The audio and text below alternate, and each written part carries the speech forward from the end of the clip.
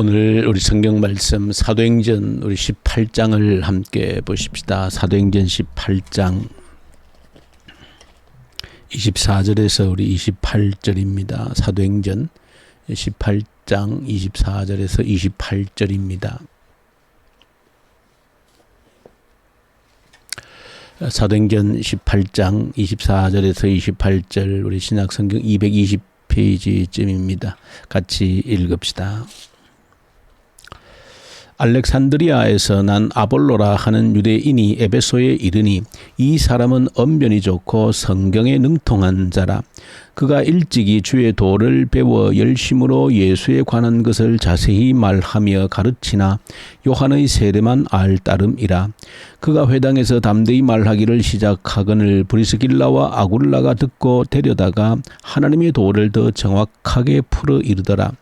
아볼로가 아가야로 건너가고자 하므로 형제들이 그를 격려하며 제자들에게 편지를 써 영접하라 하였더니 그가 감의 은혜로 말미암아 믿은 자들에게 많은 유익을 주니 이는 성경으로서 예수는 그리스도라고 증언하여 공중 앞에서 힘있게 유대인의 말을 이김이르라. 아멘. 오늘 이 사도행전 우리 18장에 있는 말씀을 통해서 바울 선교 일행의 2차 선교 사역이 진행되어지고 있는 그런 가운데에서 이 고린도 그리고 그때 에베소 이 지역을 이제 이동하며 복음을 전하고 바울이 잠시 에베소에 있다가 이제 안디옥으로 나고 난 이후에 에베소에 있었던 한 사건을 소개를 하고 있습니다. 거긴 이제 바울과 동역했던 브리스길라와 아굴라 부부가 이제 에베소에서 사역하고 있는데 저 아프리카 북쪽 알렉산드리아라고 하는 곳에서 아볼로라고 하는 사람이 이제 에베소에 왔습니다. 오늘 성경에 보시면 아주 성경에 능통했던 자이다. 그리고 예수에 대한 복음도 듣고 알고 있었던 자이다. 그런데 단지 한 가지 세례에 대해서 이제 요한의 세례밖에는 아직 몰랐던, 그래서 이제 브리스길라와 아굴라가 이제 불러서 그에게 더 세세히 복음에 대해서 또 세례에 대해서, 성령 세례에 대해서 아마 충분히 가르쳤던 것으로 보여집니다. 이렇게 이제 아볼로는 본래 성경에 능독한 자이었고 이미 복음을 알고 있는 자로서 이제 브리스길라 아굴라로부터 이제 세례에 대해서, 성령 세례에 대해서까지 듣고 이제 그는 아가야 지역, 이제 바울과 이제 브리스길라 아굴라 부부가 고린도에 일어났던 그 핍박 폭동 때문에 도망을 갔는데 이 아볼로는 다시 이제 그 고린도가 있는 아가야 지역으로 가서 이제 복음을 또 전하고 성경을 가르치기를 원해서 이제 그리로 보내는 그런 장면이 오늘 본문 내용입니다. 근데 이제 이 아가야에 이제 아볼로가 가서 어떤 일이 있었는가, 오늘 성경 28절에 그 고린도 지역에는 이미 바울이 1년 반 동안 머물면서 복음을 전했던 지역입니다. 복음을 전했던 지역이고 특별히 유대인들의 반대가 또 역시 아주 극심했던 그런 곳인데, 오늘 사도행전 18장 전반부에 바울이 고린도에서 어떻게 복음을 전했는가 그 핵심적인 내용을 가르쳐주고 있는데, 그 특별히 유대인들에게 예수가 그리스도이시다, 이것을 선포하고 성경을 통해서 구약 성경을 들어서 유대인들에게 가르쳤다는 것입니다. 예수가 그리스도이시다.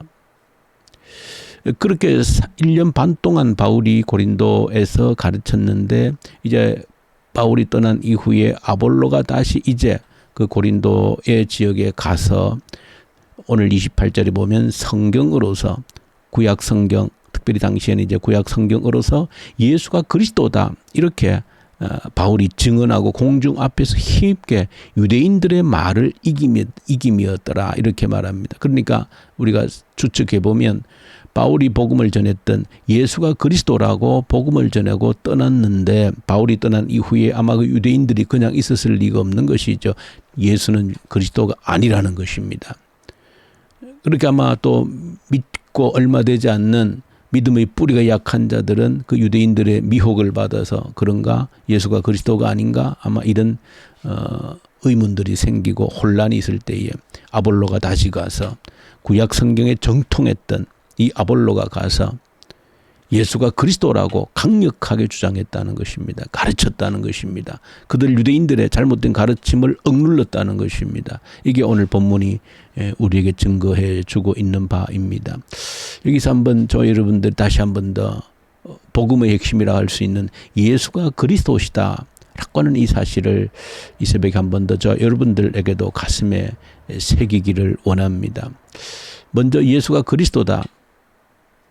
이것이 바울이 당시에 또 아볼로가 구약 성경을 통하여서 증명했다고 그랬는데, 지금 우리와 조금 분위기가 다른 것은 당시에는 예수라고 하는 존재는 당시에 바울이 지금 복음을 전하고 있는 이때에, 아볼로가 복음을 전하고 있는 이때에 예수에 대해서는 누구도 아마 당시에 어떤 의심의 여지가 없습니다. 왜냐하면 역사적인, 겨우 이제 그 예수가 팔레스틴 땅에서 십자가에 못 박혀 죽고 이제 부활했다 하는 이 역사적인 사건이 일어난 지 겨우 20년이 채 안 된 때입니다. 그러니까 불과 10년, 20년 사이 20년도 안 된 사건이기 때문에 예수가 십자가에 못 박혀 죽었다라고 하는 이 사실에 대해서는 누구도 의심의 여지가 없는 것입니다. 그런데 문제는 이제 그 예수가 그리스도다라고 선포를 한 겁니다. 그 죽은 빌라도 총독에 의해서 십자가에 못 박혀 죽은 그 예수가 그리스도다라고 선포를 한 것입니다.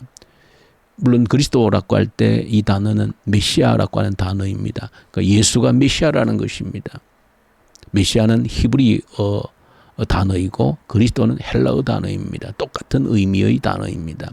예수가 메시아이다. 예수가 그리스도이다. 그러니까 바울은, 그리고 이 아볼로는 예수가 메시아라고 하는 것입니다. 그런데 문제는 유대인들은 그것을 받아들이지를 못했다는 것입니다. 다시 말하면 유대인들이 볼 때는 예수가 절대 메시아가 될 수 없다는 것입니다. 그래서 사실은 유대인들이 그토록 바울을 핍박한 이유는, 또 지금 바울이 떠나가고 난 이후에도 바울의 가르침은 잘못된 것이다, 거짓이다, 예수는 절대 메시아일 수가 없다, 그리스도일 수가 없다라고 하는 것은 유대인들이 가지고 있는 메시아에 대한 상이 있었습니다. 메시아관이 있었다는 것입니다. 그들은 메시아를 기다리고 있었다는 겁니다. 그런데 적어도 그들이 기다리고 있는 메시아 사상에 비하면 저 나사렛에서 빌라도 총독에게 비참하게 십자가에 못 박혀 죽은 것은, 나무에 달려 죽었다라고 하는 것은 유대인들이 볼 때에 하나님의 저주를 받은 것인데, 자기 죄 때문에 하나님의 저주를 받은 그 나사렛 예수가 그리스도다, 메시아다. 그들이 기다리고 있는데, 그 메시아를 기다리고 있는데 도무지 그들이 기다리고 있는 메시아와 그 죽은 나사렛 예수와는 전혀 들어맞지가 않은 겁니다. 그런데 이 바울은 가는 곳마다 이 예수가 메시아라고, 우리가 기다리던 그리스도 메시아라고 선포를 하니까 유대인들로서는 견딜 수가 없었던 겁니다. 그들도 오랜 세월 메시아를 기다리고 있는데 어떻게 그 비참하게 하나님의 저주를 받고 죽은 그 메시아, 그 예수가 메시아냐, 이걸 수용하지 못해서 바울을 그렇게 핍박하고 죽이려 했던 겁니다. 그럼 도대체 우리가 한번 생각해 보셔야 됩니다. 이 새벽에 우리가 좀 길게 좀 이렇게 상세하게 생각할 시간은 되지는 않는데, 그러나 우리가 이미 또 잘 알고 있는 기본적인 또 우리 성경 지식을 근거로 해서 한번 정리를 해두는 것이 간략하게라도 필요합니다. 왜 유대인들은 예수를 메시아로 인정하지 못했는가? 그들이 가지고 있는 메시아라고 하는 것은 어떤 존재인가? 그들이 가지고 있는 메시아 사상, 당시 유대인들이 가지고 있었던 메시아, 그들이 메시아를 기다리는 것은 구약 성경에 늘 그들도 기초를 해서 기다렸습니다. 특별히 사무엘하 7장 12, 14절에 있는 그 나단을 통하여서 준 다윗의 후손을 통하여서 하나님께서 왕을 세우실 거라고 하는 그 말씀의 기초에서, 또 한 가지는 모세의 뒤를 이어서 모세와 같은 선지자를 세울 것이라고 하는 그 두 가지가 유대인들에게 메시아 사상이 만들어진 뿌리입니다. 그들의 율법에, 구약 말씀에 모세와 같은 선지자를 세울 것이다라고 하는 그 약속, 그리고 다윗의 후손을 통하여서 다시 왕을 세울 거라고 하는 그 약속을 근거로 해서 유대인들에게 메시아 사상이 형성이 되어진 겁니다. 그럴 때에 그 유대인들이 기다리고 있는 상상하는 메시아라고 하는 것은 모세를 와 같은 선지자라고 할 때에 저 애굽에서 우리를 건져냈던 그 메시아, 그런 메시아, 다윗처럼 역사상 가장 위대한 왕국을 건설했던, 풍요롭고 강력한 나라를 건설했던 그 다윗과 같은 강력한 군주로서의 메시아, 그런 메시아 사상을 유대인들이 가지고 있었던 겁니다. 적어도 그런 메시아 사상들이 유대인들에게 뿌리를 내려오면서 그들이 기다린 메시아는 당시에 로마의 압제를 받고 있는 그런 상황 속에서 적어도 그들에게 메시아가 되려고 하면 저 로마로부터 해방을 지키고 모세처럼 애굽에서 건져낸 것처럼 풍요와 자유를 보장해 준 것처럼 다윗처럼 그런 자가 메시아인데 어떻게 저 일개 로마의 그 변방의 그 총독에 의해서 죽임을 당한 사형 언도를 받고 죽은 그런 자를 메시아라고 할 때에 그들은 결코 받아들일 수가 없었다. 그들이 가지고 있는 메시아에 대한 사상 때문에 맞지 않았기 때문에 그토록 이 바울을 또 복음 증거하는 자들을 비판했고 그 예수는, 그 죽은 예수는 절대 메시아일 수 없다. 그리스도일 수가 없다라고 한 것을 바울은, 또 오늘 보면 아볼로는 이 구약 성경 말씀을 통해서 예수는 메시아라고 선포를 한 겁니다. 그리스도라고 강력하게 선포를 한 것입니다. 어떤 사람은 예수가 그리스도이시다, 예수가 메시아인 증거, 확실한 과학적인 증거가 있다, 그렇게 하면서 말을 하는 분도 있습니다. 오늘 틀리지 않습니다. 그 말은 구약 성경에 여러 가지 예언들이 있는데 약 300가지의 예언이 한 사람을 통하여서 그 300가지가 다 성취가 되어졌다는 겁니다. 이것은 마치 해변가에 바늘 하나를 숨겨두고 단 한 번으로 찾아내는 그와 같은 확률보다도 더 어려운 거라는 겁니다. 1500년 동안 한 300가지의 예언들이 있는데 그 300가지의 예언이 한 사람을 통해서 모두 다 성취가 될 확률은 해변 바닷가에서 그 모래알 가운데 바늘 하나를 찾는 것보다도 더 어려운 확률이기 때문에 이 성경에 기록된 300가지 이상의 예언이 예수를 통해서 성취가 되어졌으므로 예수는 확실한 그리스도요 메시아라는 겁니다. 물론 충분히 과학적으로 일리가 있고 우리가 수용할 만한 증거입니다. 예수가 그리스도인 이유. 그러나 그것도 이유가 되어지지만 바울과 또 그 아볼로가 구약 성경을 통해서 구약 성경의 온전한 성취자로서 예수가 그리스도다, 메시아라고 했을 때에 바울이 믿은 것은 예수는 죽었다가 다시 부활하심으로 하나님의 아들로 그리스도로 인정이 되셨다는 것을 바울이 증거합니다. 유대인들이 그들이 예수를 메시아로 인정하지 못한 것은 그들이 가지고 있었던 잘못된 사상에 근거한 것입니다. 그저 이 땅에서 풍요롭고 정치적으로 해방되어지고 강력한 국가를 건설해서 사는 것, 그 자체가 메시아라고 하는 그 잘못된 생각이 예수를 메시아로 보는, 그리스도로 보는 것을 방해하는, 오히려 핍박자로 돌변하게 하는 원인이었다라고 할 때에 진정한 예수가 그리스도인 것은 모세와 같은 선지자로서 애굽에서 건져내는 것은 단순히 이 땅에서 잠시 살 동안의 그런 구원자가 아니라 영원한 죄에서, 죽음에서 풀어헤치는, 구원하는 구원자로서 다윗처럼 단순히 짧게 이 세상에서의 풍요가 아니라 영원한 하나님 나라의 영원한 풍요를 우리에게 가져다 주시는 분으로서 예수 그리스도는 죽고 부활하심으로 온전한 그리스도 메시아가 되셨다라고 하는 것이 바울과 아볼로가 구약 성경 전체를 통하여서 증명해낸 예수가 그리스도이심을 증명한 내용들입니다. 여러분들이 오늘 이 복잡하지만은 그러나 우리가 늘 고백해야 될 예수는 그리스도이심에 대해서 경각심을 한 가지 가져야 되는 것은 우리도 자칫 잘못하면 저 유대인처럼 될 수 있다라고 하는 것을 경각심을 가져야 되는 겁니다. 유대인처럼 될 수 있다라고 하는 경각심이 여러분들에게 필요하다는 겁니다. 나도 모르게 유대인처럼 예수가 메시아가 아니라고 하는 핍박자가 될 수 있다는 겁니다. 왜냐하면 우리의 시선이 이 땅에 갇혀 있으면 이 땅에 사는 동안에 풍요롭게 살고 넉넉하게 살고 자유롭게 살고 여기에 내 시선이 갇혀버리면 영원한 해방자로서 영원한 생명의 구원자로서 예수가 메시아라고 하는 것을 나도 모르게 그것을 부정하는 거부하는 예수가 그리스도가 아니라고 하는 핍박자가 될 수 있다라고 하는 경각심을 가져야 된다라고 하는 겁니다. 다른 데 있지 않습니다.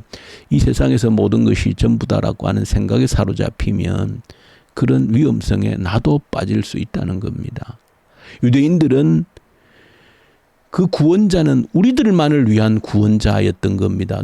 우리 유대인들만을 위한 유대인들의 왕국을 건설할 구원자 메시아인 것이지 저 이방인들을 위한 구원자는 아니라는 겁니다.